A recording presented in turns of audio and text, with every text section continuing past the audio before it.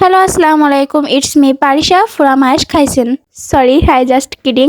আসসালামু আলাইকুম এভরিওয়ান, আপনারা সবাই কেমন আছেন? আলহামদুলিল্লাহ আমি ভালো আছি। গত 2 দিন আগের কথা, আমাদের বাসায় দুধ খেজুরের পিঠা তৈরি করা হয়েছিল, আর সেটার ভিডিও আপনারা আজকে পাচ্ছেন। আমার সাথে সবসময় এটাই হয়, আমার গ্যালারিতে এত ভিডিও থাকতে আমি শেষে 2-3 দিন পরে মেক করতে বসি, কারণ আমি অলস। এটাকে অলস বলা যাবে না, আমি বাসায় অনেক কাজ করি, যেমন নিজে পানি ঢেলে পানি খাওয়া, খাওয়ার আগে হাত ধোয়া, গোসল করা, এগুলো তো কাজের ভিতরেই পড়ে, তাই না? যেহেতু আজকে আমার মনে পড়েছে যে আজকে পিঠার ভিডিও দেওয়ার কথা, সেহেতু আমি ভয়েস ওভারটা দিয়েই ফেলি। শীত পড়তে না পড়তে বাড়িতে পিঠার আয়োজন শুরু হয়ে গিয়েছে, আর যখন শীত পড়বে তখন তো একের পর এক পিঠা শুধু খেতেই থাকবো।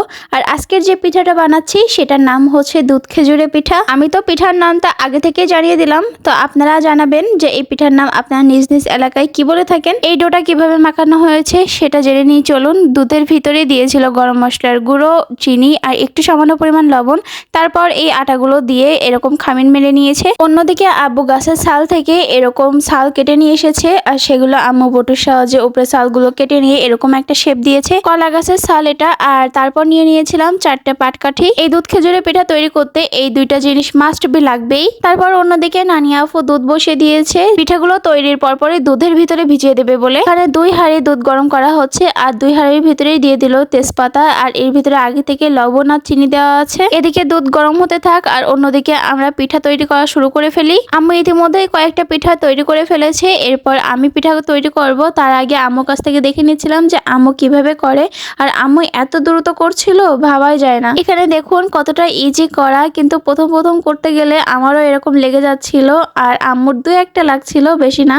আর এভাবেই হালতো করে তুলে নিলেই হয়ে যায় একটা সুন্দর ডিজাইনের পিঠা। মাঝে মাঝে আমার এটাই মনে হয় যে নানি আপু আম্মু আছে বলে হয়তো এগুলো আমরা খেতে পারছি, না হলে আমাদের জামানায় আমরা কি করে খাবো। আমার নানি আপু যে পিঠাগুলো বানাতে পারে সেগুলোর অর্ধেক হচ্ছে আমার আম্মু পারে, আর তার অর্ধেকের একটুও আমি পারি না। ইনশাআল্লাহ সবকিছু আস্তে আস্তে শিখে নেব, আর নিজেও ট্রাই করব। এখন আমি ট্রাই করছি যে আমি পারি কিনা। এখান থেকে একটা ছোটখাটো ডো নিয়ে আমি এখানে খুব ভালোভাবে হাতের ভিতর চটকে নিচ্ছি।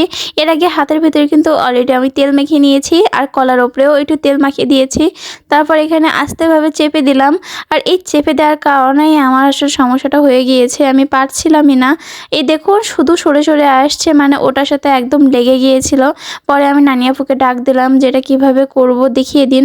তারপর একটু দেখিয়ে দিল, তারপর একটু পারছি। প্রথমে 2-1টা খারাপ হচ্ছিল, মানে মোটেও পারছিলাম না। পরের বার থেকে সবগুলোই ভালো হয়েছে। এভাবে আরো অনেকগুলো বানিয়েছিলাম আমি, আর এটা দেখুন তো কেমন হয়েছে, অনেক সুন্দর তাই না? আর আমি কিন্তু এটার আরো নতুন ডিজাইন দিয়েছি, সেটা একটু পরে দেখতে পাবেন। তো এখানে সবগুলো আমার বানানো রেডি। তারপর চুলাতে নানি আপুরা তেল গরম করতে দিয়েছে, তো এক এক করে সব এই পিঠাগুলো দিয়ে ভাজা শুরু করে দিবে। একদম কড়া করে ভেজে ফেলবে, আর কড়া করে ভাজলে কি হয়, দুধের ভিতরে যখন দিবে তখন ভেঙে যাবে না, একদম শক্তই থাকবে। অবশেষে পিঠাগুলো ভেজে নেওয়া শেষ, আর একটা আমি খেয়ে দেখাচ্ছি কেমন হয়েছে। নানি আপু একটু পুড়িয়ে ফেলছিল। আর আমি যে নতুন ডিজাইনের কথা বলছিলাম সেগুলো হচ্ছে এরকম, নর্মালি যে ডিজাইনগুলো করেছিলাম তার থেকে পিছন সাইডগুলো একটু টেনে দিয়েছি, আর এরকম শামুকের মতো ডিজাইন হয়ে গিয়েছে। তো কেমন হয়েছে আপনারা কিন্তু জানাবেন। আমাদের পিঠা রেডি হওয়ার সাথে সাথেই কিন্তু দুধের ভিতরে ভিজিয়ে দেওয়া হচ্ছে, আবার সরামুড়ে দেওয়া হচ্ছে।